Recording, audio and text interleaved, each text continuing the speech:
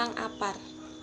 APAR atau alat pemadam api ringan adalah alat pemadam yang bisa dibawa atau dijinjing dan digunakan oleh satu orang dan berisi sendiri. APAR mempunyai berat antara 0,5 kg sampai dengan 16 kg.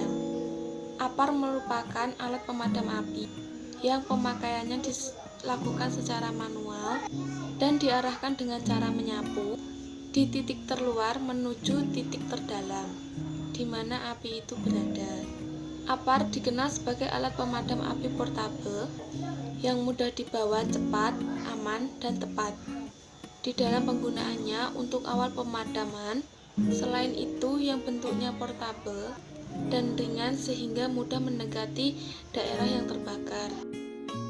Di sini saya akan menjelaskan bagian-bagian APAR. Yang pertama ada tabung spare part untuk tabung pemadam api ringan. APAR tabung baik dipakai terbuat dari bahan berkualitas tinggi baja aduan yang banyak diterapkan dalam kimia, metalurgi, mekanik sehingga tahan terhadap bahan kimia.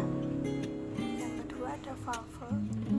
APAR spare part yang berfungsi untuk menutup dan membuka aliran media atau isi yang berada di dalam tabung.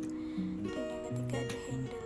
Spare part yang berfungsi sebagai pegangan untuk menekan serta membantu valve dalam melakukan fungsinya.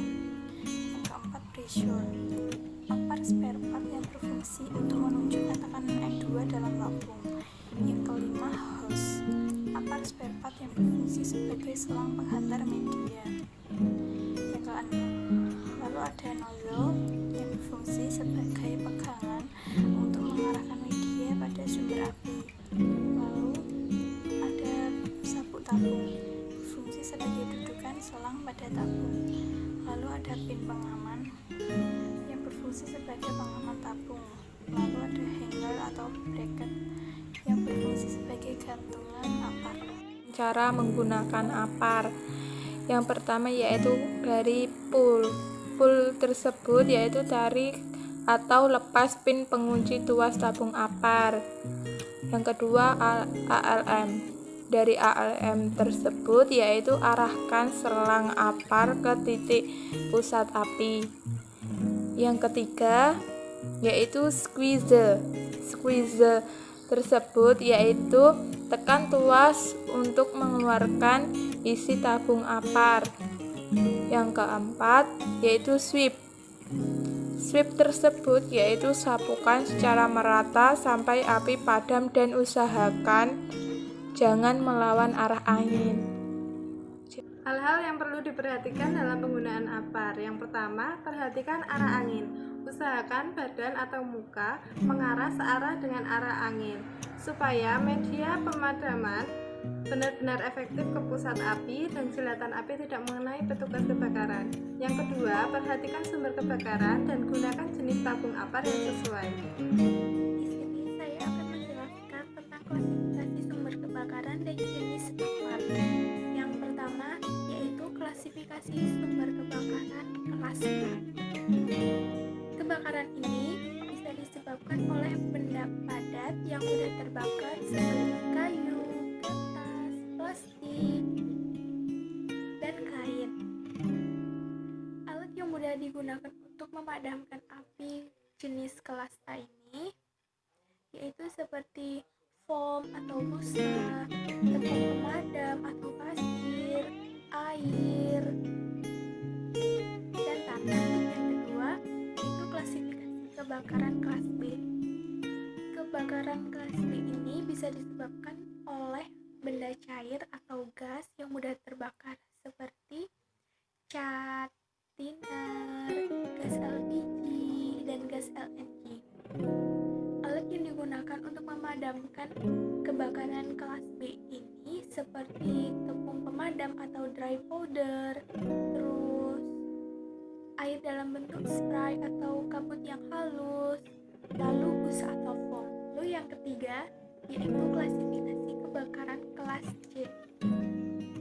Kebakaran kelas C ini bisa disebabkan oleh para pengguna elektrikal atau listrik seperti televisi, instalasi listrik, refrigerator, dan yang lainnya. Alat pemadam yang